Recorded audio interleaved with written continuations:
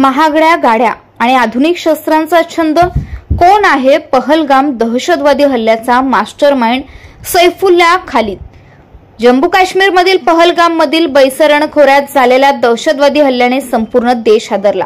या हल्ल्यात आतापर्यंत 26 जणांचा मृत्यू झाला असून 10 जण गंभीर जखमी आहेत। या हल्ल्याची जबाबदारी TRF म्हणजे द रेझिस्टन्स फ्रंटने घेतली होती, जी पाकिस्तान स्थित दहशतवादी संघटना लष्कर-ए-तैयबाची एक आघाडी आहे। जम्मू आणि काश्मीर मधील लष्कर आणि TRFच्या दहशतवादी कारवायांमागे दहशतवादी सैफुल्लाह खालिदचे डोके असल्याचं उघड झालं। तो या हल्ल्याचा सूत्रधार असल्याचं म्हटलं जातं।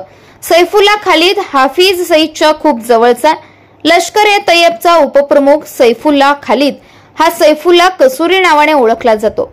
तो भारताचा सर्वात मोठा शत्रू हाफिज सईदच्या खूप जवळचा आहे।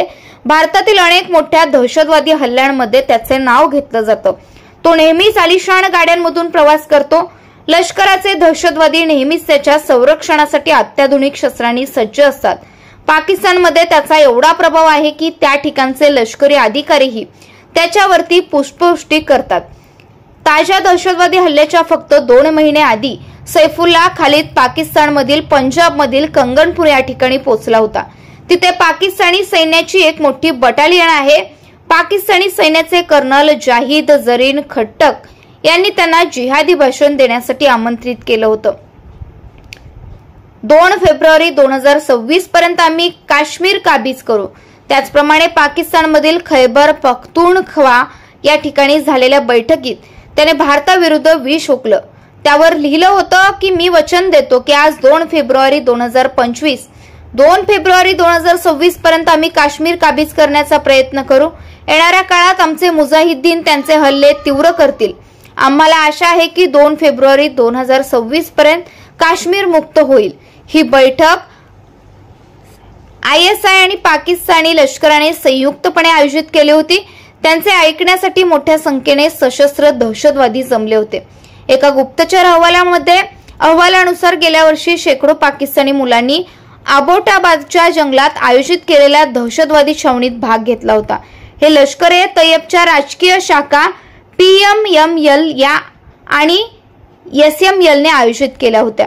यामध्ये सैफुल्लाह कसूरी देखील उपस्थित होता। त्याने या छावणीतील मुलांना दहशतवादी हल्ल्यांसाठी निवडलं होतं। या मुलांना दहशतवादी प्रशिक्षण दिल्यानंतर पाकिस्तानी सैन्याच्या मदतीने त्यांना सीमेपलीकडे घुसखोरी करण्यास भाग पाडलं जात असल्याचं समोर आलं। 5 ऑगस्ट 2019 रोजी संविधानात सुधारणा करून जम्मू आणि काश्मीर मधील कलम 370 आणि 35 रद्द करण्यात आलं। यानंतर ISI ने पाकिस्तान स्थित दहशतवादी संघटना लष्कर-ए-तैयबा आणि जैश-ए-मोहम्मद यांना कव्हर करण्यासाठी TRF म्हणजे द रेझिस्टन्स फ्रंटची स्थापना केली। पाकिस्तानी सैन्य या दहशतवादी संघटनेला मदत करते। लष्कराच्या निधीच्या माध्यमांचा वापर केला जातो। गृह मंत्रालयाने राज्यसभेत असं सांगितलं होतं की द रेझिस्टन्स फ्रंट ही लष्कर-ए-तैयबा या दहशतवादी संघटनेची एक आघाडी संघटना आहे। TRF 2019 मध्ये अस्तित्वात आला। तेव्हापासून ते जम्मू आणि काश्मीरमध्ये सतत दहशतवादी हल्ले करत आहे। TRFचे हिट स्क्वॉड आणि फाल्कन स्क्वॉड येत्या काळात काश्मीरमध्ये मोठे आव्हान निर्माण करू शकतात आणि या दहशतवादी मॉड्यूलला लक्ष्य हत्या करण्याचे आणि जंगलात आणि उंच भागात लपण्याचे प्रशिक्षण देखील देण्यात आलेले आहे।